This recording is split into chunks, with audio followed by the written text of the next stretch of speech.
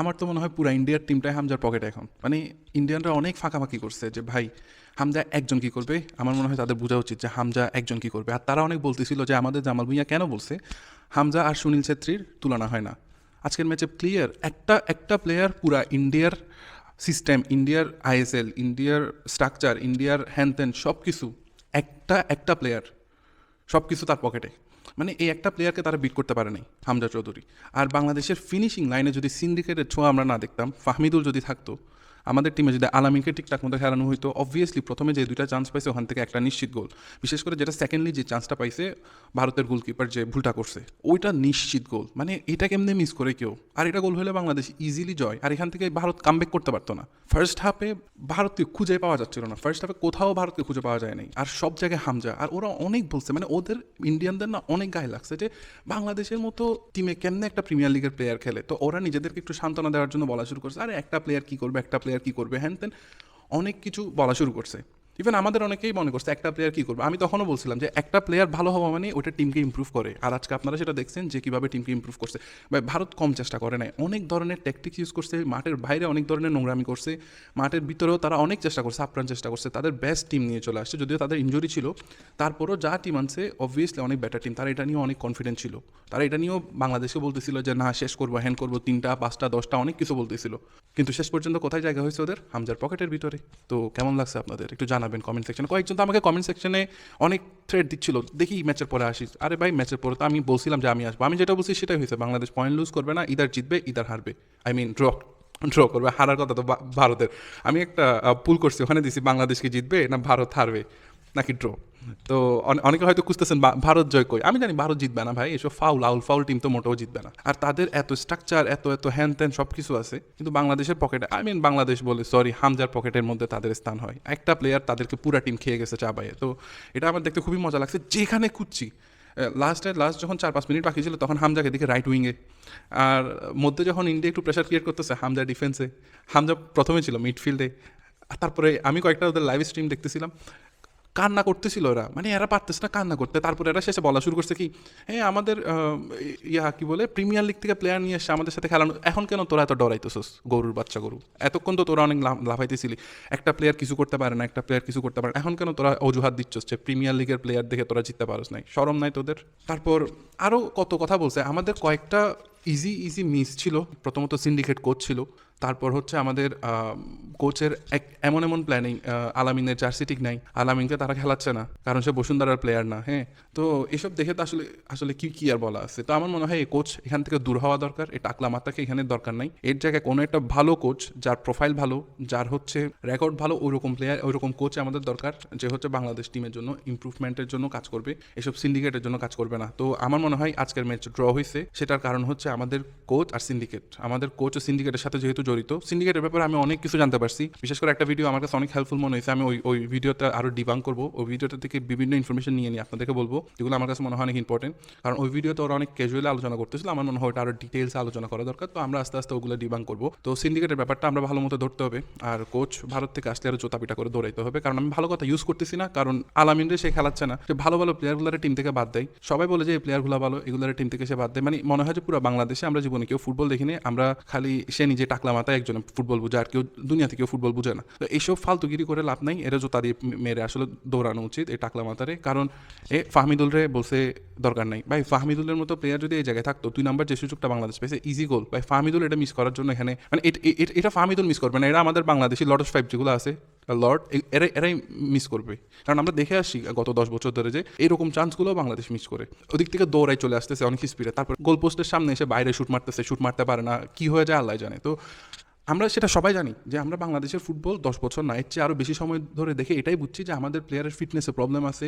সেজন্য আমাদের বাইরের প্লেয়ারগুলোরে আনা দরকার, যারা নিজের ইচ্ছায় খেলতে চাচ্ছে। নিজের ইচ্ছায় খেলতে না চাইলে আমরা দর্শকরা যাদেরকে রাজি করতে পারতেছি, যেরকম হামজাকে আমরা রাজি করলাম, সেরকম ফাহমিদুল আছে। তো এই প্লেয়ারগুলো আমাদের দরকার, কিন্তু না, কোচের কি দরকার? কোচের দরকার হচ্ছে বসুন্ধরা সিন্ডিকেট। তো এই জিনিসগুলো আমাদের যদি সরাইতে পারি আমরা, তাহলে আমাদের টিমটা ফার্স্ট ক্লাস হবে। এখন থেকে আমরা কথা বলা শুরু করবো যে নেক্সট টাইম ইন্ডিয়া যখন বাংলাদেশে খেলতে আসবে, প্রথমত ওদেরকে ধান খেতে খেলাইতে হবে। প্র্যাকটিস যদি করতে আসে, কোনো ধরনের সহযোগিতা করা যাবে না। যদি আমাদের একটু যদি মান সম্মান থাকে, আত্মসম্মান বলতে যদি কিছু থাকে, তাহলে ভারতকে 1%ও সহযোগিতা করা উচিত না। তারা যেমনটা করছে ভাই, প্রথমত তারা খেলা দিছে শ্রীলঙ্কে। কি কারণে শ্রীলঙ্কে খেলা দিছে? তারা খেলা দেওয়ার দরকার ছিল কলকাতা বা ভালো কোনো একটা সিটিতে, যেখানে ফেসিলিটিস আছে, যেখানে দুই পক্ষের জন্যই ভালো সুবিধা আছে, কিন্তু না।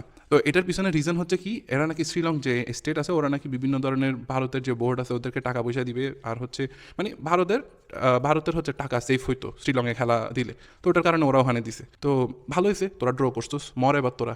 এমনি তো অনেক ফাঁকাফাঁকি করছোস, কবর থেকে তুলে প্লেয়ার আনতেছোস, তো এখন তোরা মর, কেমন লাগে? তো খুবই খুবই মানে ভারত কেন এরকম দেখে খুবই মজা লাগতেছে। মানে আর আমি তো নিজেই বলছি না যে বাংলাদেশ অ্যাকচুয়ালি একটা পয়েন্ট নিয়ে আসবে, হারবে না পয়েন্ট অ্যাটলিস্ট। এটা তো পুরো জিতা ম্যাচ, এটা তো ভারতের সৌভাগ্য যে ভারত বাংলাদেশের সাথে ড্র করতে পারছে। এটা তো পুরো ভারত হারতেছিল, সেকেন্ড চান্স যেটা পাইছে সেটা যদি বাংলাদেশ কনভার্ট করতে পারতো, একদম 100% ভারত ডান অ্যান্ড ডাস্টেড। মানে একদম মুখ দেখা, এখনও তো মুখ দেখানোর কোনো ইয়া নেই, কারণ অনেক লাফালাফি করছে, একদম ইনডোরে অনেক প্র্যাকটিস করছে। কি প্র্যাকটিস করছিস? গোল মিস করার প্র্যাকটিস করছিস? কিসের প্র্যাকটিস করছিস ইনডোরের মধ্যে ঢুকে ঢুকে তোরা? নাকি এখানে বসে বসে কলা খাইছিস সারাদিন, কোনো প্র্যাকটিসই করছ না? আমার তো মনে হয় ওরা লুকায় লুকায় খালি কলাই খাইছে, কোনো প্র্যাকটিস করে নাই। সেজন্য তারা সবাইকে বলছে যে তোরা বাইরে থাক, দেখিস না আমরা এখানে প্র্যাকটিস করতেছি। ওটা বলে কোচ সমান ওরা ডিজে পার্টি করছে, সেজন্য তো ম্যাচটা জিততে পারে নাই। প্রথমত একটা জিনিস ভালো লাগতেছে যে ভারতের গালের মধ্যে না একটা থাপ্পড় মারা হয়েছে, একদম বাম হাতে থুতু দিয়ে থাপ্পড় মারা হয়েছে, খুবই মজা লাগতেছে আমার কাছে।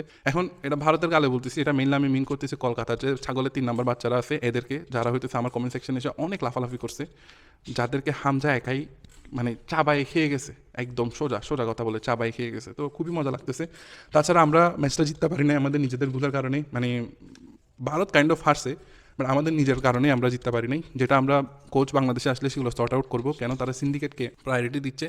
এখন একটাই জিনিসই দরকার, সেটা হচ্ছে সিন্ডিকেট সরানো, ভালো কোচ আনা, আর যে কয়েকজন ভালো প্লেয়ার অলরেডি এস্টাবলিশ আছে যাদেরকে বাংলাদেশে আনা যেতে পারে, যেরকম সামিত সুম, ফাহমিদুল, তানিল, এই প্লেয়ারগুলোকে ইন্ডিয়া নেক্সট টাইম খেলতে আসার আগে নিয়ে আসা। এদের না প্যান্টে মুতে দিবে এরা। মানে এরা যখন দেখবে আচ্ছা হামজা একজনকে আমরা সামলাতে পারতেছি না, এখন তারা সামিত সোমকে নিয়ে আসছে, ফাহমিদুলকে নিয়ে আসছে, আচ্ছা তারা এখন আলামিনকে খেলাচ্ছে, যদি আলামিন গড়ের প্লেয়ার, তারপর ধরেন যে তানিল ওকে খেলাচ্ছে, তারপর আরও কয়েকজন প্লেয়ার আছে যাদেরকে আমরা ফিউচারে আমাদের ইউটিউব চ্যানেলে ফিচার করবো, যাদের ব্যাপারে কথা বলবো, আপনারা সাপোর্ট করবেন, তাদেরকে ফেসবুক থেকে শুরু করে সব জায়গায় সাপোর্ট করবেন। বেশি অতিরিক্ত করার দরকার নাই, বেশি চেষ্টামি করার দরকার নাই, বাট যতটুকু সাপোর্ট করলে ওরা খুশি হয়, যেভাবে সুন্দর করে কমেন্টস করলে ওরা খুশি হয়, ওই জিনিসগুলো করবেন। হ্যাঁ, তো আই হোপ, কারণ এখন দেখা গেছে হামজার ব্যাপারে একটা জিনিস ক্রিয়েট হয়েছে, শেফিল্ড ইউনাইটেডের যখন কোনো একটা পোস্ট আসে তখন অনেক বেশি বাঙালি ওখানে কমেন্ট করতেছে, হুইচ ইজ গুড, বাট কমেন্টগুলো এমনভাবে করেন যাতে বাকিদেরও বুঝতে সুবিধা হয়, আর কমেন্টগুলো এমনভাবে করেন যাতে রুচিশীল হয়। উল্টাপাল্টা কোনো কমেন্ট করার দরকার নাই। ওরা বলতেছে কি আমরা চাই খালি হামজার লোনটা শেষ হয়ে যাক, কারণ হামজার কারণে ওরা লোড নিতে পারতেছে না মেইনলি, মানে ওরা বলতেছে। কিন্তু আমার মনে হয় এটা বড় বড় প্লেয়ারদের জন্য খুবই নর্মাল, কারণ রোনালদোর কমেন্ট সেকশনে গেলে সেরকম অনেক কিছু পাওয়া যাবে, মানে অনেক ধরনের অনেক কিছু পাওয়া যাবে। তো এই ক্ষেত্রে শেফিল্ড ইউনাইটেড যেহেতু ছোট ক্লাব, ওদের হচ্ছে হামজার মতো মানে এরকম সুপারস্টার ওদের টিমে নেই, মানে এমন কোনো ফুটবলার ওদের টিমে নাই যাদের যার হচ্ছে এত বেশি ফলোয়ার্স আছে, তো ওরা না এটা হ্যান্ডেল করতে পারতেছে না। তো আই থিঙ্ক ওদেরকে হ্যান্ডেল করতে দেওয়া উচিত। আমরা লাভ রিয়েক্ট দিয়ে চাইলে সাথে থাকতে পারি, কমেন্ট সেকশনে হয়তো অল্প কিছু কমেন্ট করতে পারি, উল্টাপাল্টা কিছু না লিখে, স্প্যাম না করে।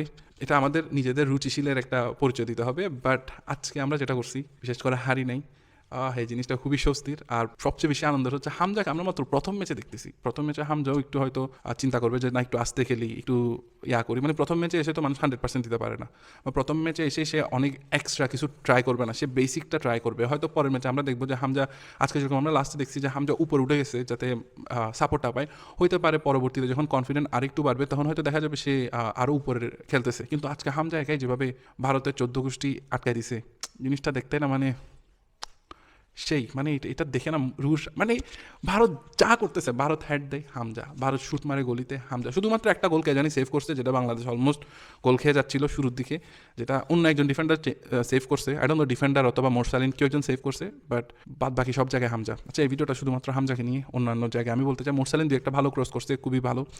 এই জন্য আমি চাইছি যে মোরসালিন থাকুক, যদিও আমরা মোরসালিনকে অনেকে সিন্ডিকেট বলতেছি, বাট মোরসালিনের এই জিনিসটা আছে, ক্রিয়েটিভিটিটা আছে, তো ওইটা আমার পছন্দ। তারপর রাকিব খুবই ডর ঢুকে দিচ্ছে ওদের মনের মধ্যে, মানে বুলেট রাকিব একটা। বাট ইমন মেবি যে চান্সটা মিস করছে। আচ্ছা, শেষের দিকে একটা অনেক জোরালো শট হয়েছে, আমি জানি না কার থেকে শটটা হয়েছে, সেটা অনেক ভালো ছিল। এরকম যদি আমরা 4-5টা জোরালো শট করতে পারতাম তাহলে আমাদের ম্যাচটা আরও অনেক ভালো হতো। বিশেষ করে আমরা তো অলরেডি জিতা ম্যাচ হারছি, মানে ড্র করছি, কারণ হচ্ছে গোলকিপার সামনে, পিসের ডিফেন্ডার আমরা গোল করতে পারি নাই, মানে গোলকিপার গিভ আপ করে দিছে। সে কমপ্লেন করতেছে কী হয়েছে না হয়েছে, সে ম্যাচে সে লাভ দিচ্ছে না, কিন্তু সে ব্যাক করতেছিল না, সে দাঁড়ায় ছিল, কিন্তু আমরা এই চান্সটা নিতে পারি নাই। তো এটার কারণে আমাদের আলামিন দরকার, এটার কারণে আমাদের ফাহমিদুল দরকার, যারা হচ্ছে এই চান্সগুলো নিবে। আরও কয়েকটা মনে হয় 40 মিনিটও একটা ইজি মিস ছিল। তো তারপরে আমি বলবো না যে বাংলাদেশ অনেক ভালো করছে, কিন্তু বাংলাদেশ হামজা চৌধুরী আসার কারণে কী পরিমাণ ইমপ্রুভ হয়েছে সেটা আপনারা দেখতে পাচ্ছেন। সুতরাং আমি বলবো যে যারা বাংলাদেশের সাপোর্টার্স আছে আপনাদের হচ্ছে একটা বাক্যই বলা উচিত, সেটা হচ্ছে আমরা আমাদের প্লেয়ার যারা বাইরের দেশে খেলে ওদেরকে চাই, কারণ ওদের ম্যাচ রিডিং অ্যাবিলিটি বেশি, ওদের স্ট্যামিনা বেশি, ওদের ফিজিক্যাল অনেক ভালো, ওদের ফুটবল ফেসিলিটিস ওরা অনেক বেশি ভালো পায়। একজন হামজা প্লেয়ার এসে পুরো ইন্ডিয়ার টিমটাকে চাবাই খাই গেছে। তো চিন্তা করেন যদি আমাদের সাথে সামিদ সোম থাকতো তাহলে কী হইতো, ফাহমিদুল থাকলে তাহলে কী হইতো, আমাদের সাথে আরও কয়েকজন যারা ছিল এরা থাকলে কী হতো। আচ্ছা ইউসুফুল কারণের কথা এখানে চলে আসছে যে ওই ছেলেটাকে এনে তারপরে মানে আর খেলানো হয়নি, নবাবকে খেলানো হয়নি, এই প্লেয়ারগুলোকে আমরা রাডারে রাখতে পারতাম না, এই প্লেয়ারগুলোকে কি আমরা মাঝে মধ্যে টিমের মধ্যে সুযোগ দিতে পারতাম না? অবভিয়াসলি পারতাম, কিন্তু সিন্ডিকেটের কারণে এসব সম্ভব হচ্ছে না। তো এই জিনিসগুলা আমাদের চিন্তা করা উচিত, আই হোপ। আর পরে যদি আরেকটু সময় পাই তাহলে আরও ভালো করে ডিটেলসে ভিডিও বানাবো। বাট আমার মনে হয় বাংলাদেশ যে জায়গায় ম্যাচ হারছে এটা ক্লিয়ার, সেটা হচ্ছে 2 নাম্বার যে সুযোগটা পাইছে ওটা ইজিলি একদম মানে গোল করার মতো সুযোগ, ওইটা করতে পারেনি। ওটা করতে পারলে ইজি জয় ছিল, এইটুকুই আমার মনে হয়। বাদ বাকি বাংলাদেশের খেলা তো একদিনে চেঞ্জ হবে না, বাট হামজা আসার কারণে ওয়ে ইমপ্রুভড, মানে মিডফিল্ডে বলেন। আর ওয়াও শেষে হামজা এমন একটা ধাক্কা মারছে, হামজাকে যখন পরে আবার ও ধাক্কা মেরে ফেলে দিছে, ওইটা যেটা করছে ও মাই গড ভাই, এখানে ইন্ডিয়ার প্লেয়ারগুলো হামজার সামনে কিছুই না। মানে হামজা তো প্রথম ম্যাচে একটু ভদ্র নম্র, হ্যাঁ, তারপরেও ও যে কর্নারে হেড দেওয়ার পরে যেটা হয়েছে ভাই এটা এত জোস লাগছে, মানে এমন ধাক্কা মারছে মনে হচ্ছে পিষে ফেলছে, মাঠের মধ্যে ঢুকে ফেলছে রে। তো জিনিসটা অনেক ভালো লাগছে। ও আচ্ছা আরও একটা জিনিস বলতে চাই, তারা তো মাঠ নিয়ে অনেক প্রশংসা করছে। তো ইন্টারেস্টিংলি তাদের মনে হয় যে 7 নাম্বার ছিল, ও ঢুকছে মাঠে, মানে অনেক ভালো একটা চান্স ছিল, পড়ে গেছে। তো ইন্টারেস্টিং, মানে এরা এখন বলা শুরু করছে আরে আমাদের মাঠে আমরা পড়ে যাচ্ছি, ওরা পড়তেছে না, মানে বাংলাদেশ কেন আচার খাইতেছে না, ওরা নিজেরা আচার খাই পড়ে গেছে। বাংলাদেশও একটা শেষে আচার খাইছিল, ওটাতে একটা চান্স ক্রিয়েট হইতো, বাট রিকভার করছে, গুড। বাট ওদেরটা অনেক সুন্দর লাগছে যে শুরুতে আসে কিছু হয় নাই, কোনো প্লেয়ার নাই, স্লিপ করে পড়ে গেছে, খুবই নাইস। মানে আমার কাছে খুবই ভালো লাগছে, মর তোরা এরকম ধান খেতে খেলা দিছোস তোরা নিজেরা চান্স নেওয়ার জন্য, তো তোরা মর। আর লাস্টে সুনীল ছেত্রী একটা ভালো অপরচুনিটি পাইছে যেটা সে বাড়ি করতে পারে না, যার পরে তাকে নামে নেওয়া হয়েছে। তো ওই ক্ষেত্রে সুনীল ছেত্রী অনেক আফসোস করছে যেটা দেখলাম, বাট সে কিন্তু ওটা আরেকটু চান্স পাইলে গোল করে দিত, কারণ ওখানে তাকে বাংলাদেশের কেউ ডিফেন্ডও করতেছিল না ঠিক মতো। তো ওটা সে মিস করছে, আর বাংলাদেশে যেটা মিস করছে সেটা তো লজ্জাকর মিস। তো যাই হোক আমরা ফিনিশিং করতে পারি নাই, বাট ইন্ডিয়াকে তো উফ এমন কান্না করাইছে, এটা দেখে মজা আসছে। তো আই হোপ বাংলাদেশ ফুটবল আরও এগিয়ে যাবে, আর ইন্ডিয়া যখন নেক্সট টাইম বাংলাদেশে আসবে তাদের জন্য 3-4টা সারপ্রাইজ প্যাকেজ আমরা রেডি করবো ইনশাল্লাহ। তো এটার জন্য আমাদের ফ্যানদেরকে অনেক ভোকাল হইতে হবে, অনেক কথা বলতে হবে, সোশ্যাল মিডিয়া বাফুফে পেজ সব জায়গায় আমাদেরকে কথা বলতে হবে। তো that's what we ওয়ান্না do, and I hope next time ইন্ডিয়ার জন্য আমরা 3-4টা আরও নতুন সারপ্রাইজ রেডি করি। বেচারারা কান্না করতে করতে শেষ হয়ে যাবে আমাদের কলকাতার ভাইয়েরা, উফ উফ দুঃখ।